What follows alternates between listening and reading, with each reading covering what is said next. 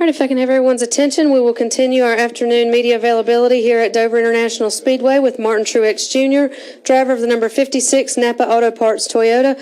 Martin sits 9th in points. Talk a little bit about being here at Dover this weekend.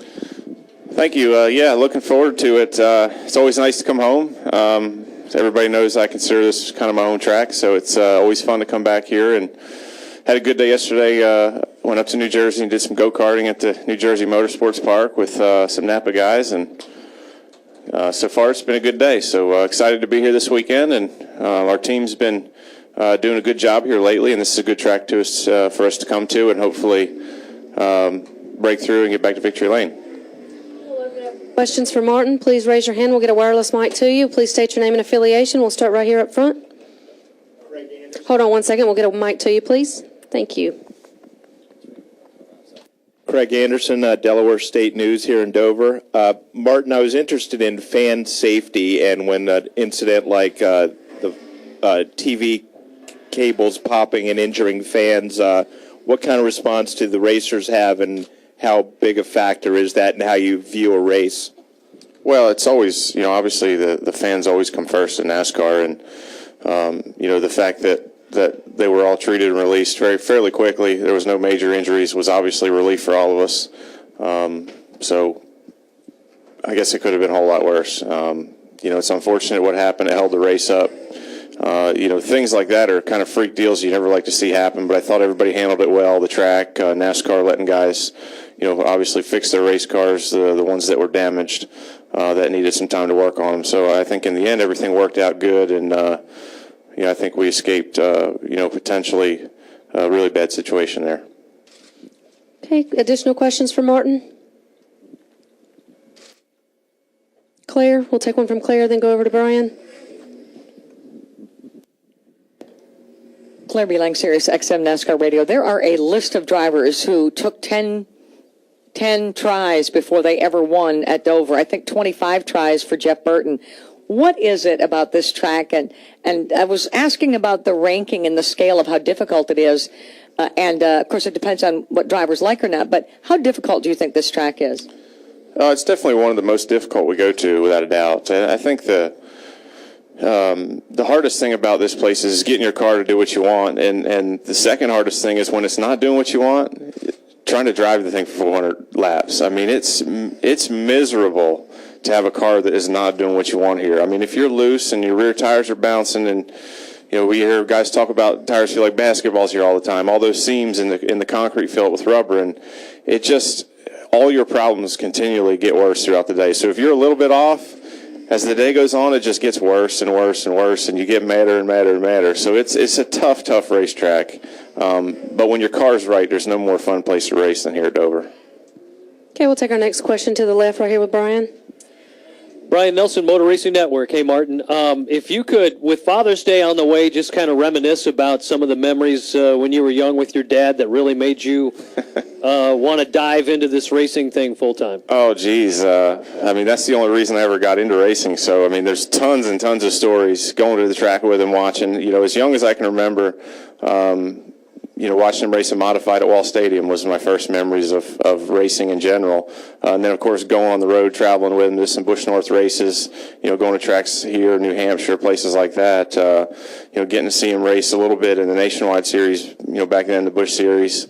As I grew up, that's all I ever wanted to do is race because my dad did it. So tons and tons of memories. The most special one of all was probably watching him win at New Hampshire in '94 on TV. I was sitting there and I was a kid and I was in school, so I couldn't go to the race. And, sitting there on TV watching him win his first race, like on live television, was incredible. On TNN back in the day, Darrell Waltrip was one of the commentators. I think Buddy Baker was on. And that was one of the coolest moments for me as a kid, was watching my dad win on the big stage. Additional questions for Martin? Okay, we'll take one from Dustin here in the middle. Then Kenny. Dustin Long, Motor Racing Network. Martin, you and Clint both have really strong records here at this track. obviously it's before even when you guys got together as teammates, but are there things that you can help each other with, or is it just you guys are just kind of naturally done your own thing in your own direction? Yeah, for sure. I mean, we lean on each other a lot. We always have. Clint was obviously always really good here in the Nationwide Series, and like you said, we were as well. But throughout the weekend, it's always, if you have a problem with your car, it's always nice to have a teammate that you can trust, knows what he's talking about. And with Clint, I definitely get that. The same with Mark. And so, last year we really worked well together, had a lot of, because of that, we built a lot of trust, a lot of confidence in each other, and that we just can continue to build on. So, yeah, I mean, the fact that Clint is good here, I'll say, hey, I'm feeling this in my car. Are you feeling the same thing? And what do you think we can do to fix it? We're going to definitely, two heads are better than one, so to speak. So he's been a great teammate, and I'm sure this weekend we'll lean on each other quite a bit again. Two heads better than one, even if it's Clint? Okay, 1.5. We'll take our next question from Kenny. Yeah, Martin, you mentioned the seams in the track and rubbering up. Well, with the heat, do you anticipate that being more of an issue? And how do you, like going into the turns and coming out of the turns, I think is where it builds up the most. How do you plan to avoid those areas out there? There's no way to avoid them. You just have to drive through them and get your car balanced enough that you have some comfort, or at least some drivability in it. And I would say with it being hot, it's going to be worse. Typically the hotter it is, the slicker this place gets. That's just the way it is. Last year we did see that this tire is supposed to be the same this year. It didn't put down as much rubber as the year. 2 years ago we were seeing those big rubber patches, and it was like hitting oil. You go down the corner and you land in the corner, and it was like you never knew what the car was going to do or where you were going to end up. So I think this tire will be a little better for that. It was last year. These cars are a little bit lighter, so I don't think it'll be as bad as it was 2 years ago. But with the sun out, the track's going to take a lot of rubber. It's going to get slick. That's just the way it is. But I think that's going to be a good thing. With these cars, they're so fast with all the downforce we're making. I think that if the track gets slick, we'll get the groove widen out a little bit, and that'll help the racing for sure. So it should be a good thing. Questions for Martin? Okay, we'll take one over here to the left, then Dustin. Right here to your left. Mary W. Buchanan, Speedway Media. Can you talk a little bit more about your visit back to Jersey, and have you been to the shore after Superstorm Sandy? I haven't been to the shore since Christmas, so I was there after Sandy, yes. I did get to see, a lot of the homes on the shoreline there in my local area over on the island, and of course on the bay that were, that had gotten beat up pretty good, some that were gone. I seen boats on the marsh up against the wood line, things like that. So yeah, I did get to see that.